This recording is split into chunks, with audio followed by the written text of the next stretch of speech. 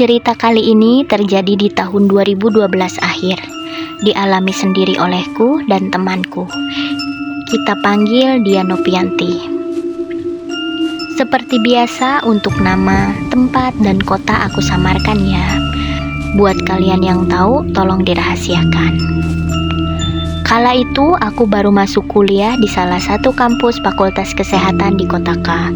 Aku tengah melaksanakan masa orientasi studi dan pengenalan kampus, atau yang biasa disingkat dengan ospek. Pertama kali aku jauh dari keluarga. Pertama kali juga aku hidup sendiri di luar kota. Membuat aku harus bisa segalanya sendiri. Saat itu aku sudah punya teman, yaitu Nopianti. Nopianti satu angkatan dan satu fakultas denganku. Hanya saja ketika ospek aku dan Nopi beda kelompok. Aku di kelompok 6 sedangkan Nopi di kelompok 8. Selama awal ngekos, aku dan Nopi selalu tidur bareng. Biasanya gantian, semalam di kamar Novi, besoknya di kamar aku. Tapi lebih sering di kamar aku. Karena apa? Mari kita ceritakan. Hari pertama ngekos, aku ditemani oleh kakakku dan istrinya. Karena waktu itu aku masih banyak cari keperluan untuk ospek. Jadi diantar ke sana sini oleh kakakku dan istrinya. Hari pertama ospek pun telah selesai berjalan dengan lancar. Tibalah hari kedua esok hari. Malamnya, kakakku dan istrinya sudah pulang. Alhasil, aku dan Nopi mencari perlengkapan ospek berdua. Saat itu malam Selasa kami pergi mencari keperluan untuk ospek dengan menaiki ojek. Soalnya kita berdua belum ada yang membawa kendaraan pribadi. Di tengah perjalanan, aku dan Nopi, si bapak ojek nanya kami ngekos di mana. Kami pun jawab di kosan Pak X yang dekat kampus. Seketika itu, bapak ojek terkejut sampai sedikit mengerem motornya. Nopi heran dan bertanya kenapa si bapak ojek sampai sebegitu kaget. Si bapak ojek pun cerita.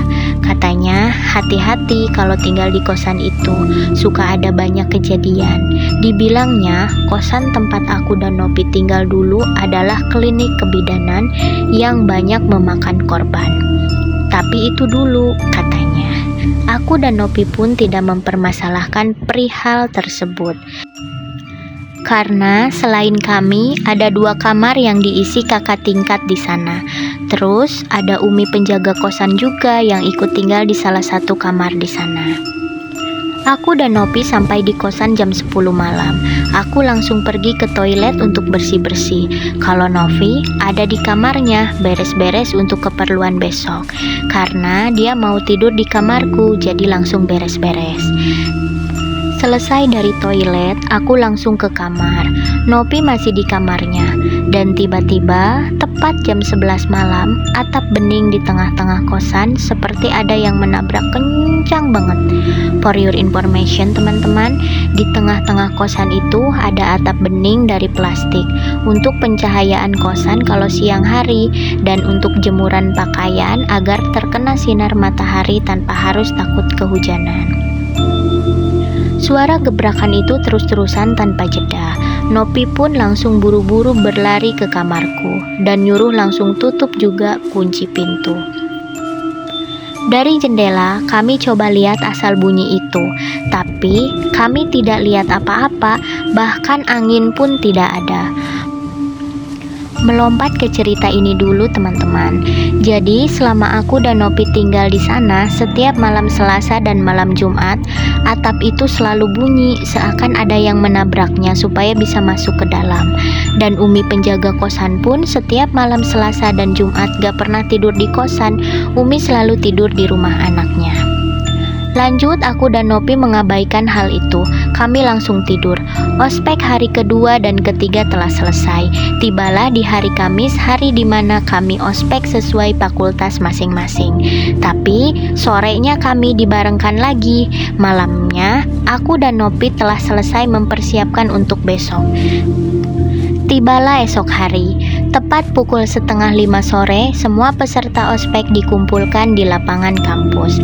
Saat itu kami sedang ada acara having fun seperti nyanyi-nyanyi, game, sampai joget-joget.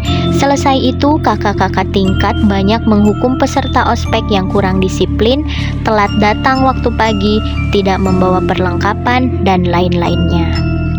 Tiba-tiba ada peserta ospek yang pingsan dan mengerang seperti orang kesurupan.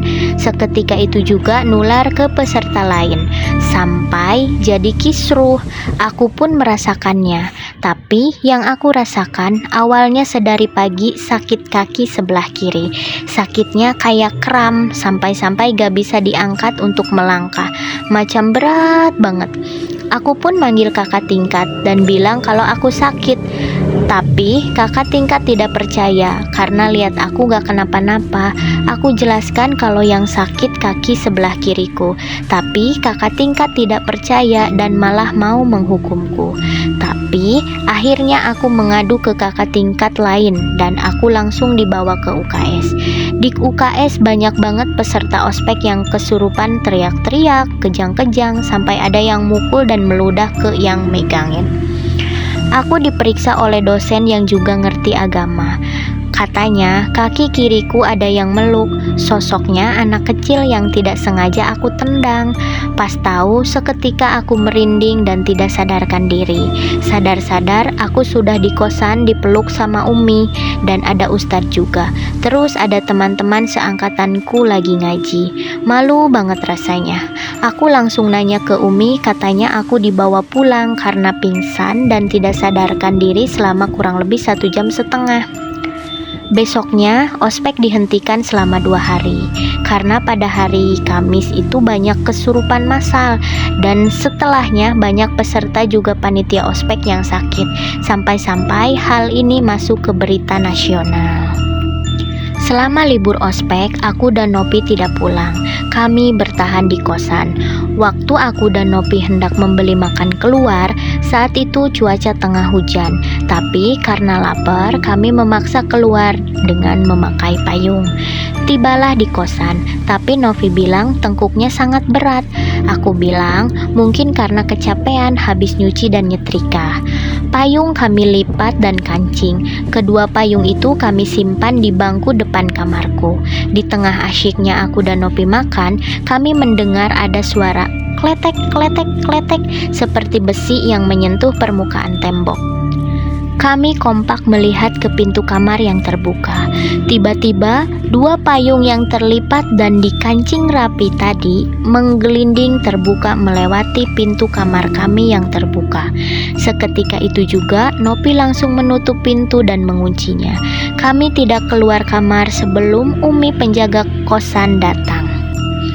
Malamnya, Nopi meminta tolong untuk dilihat pundaknya yang terasa berat.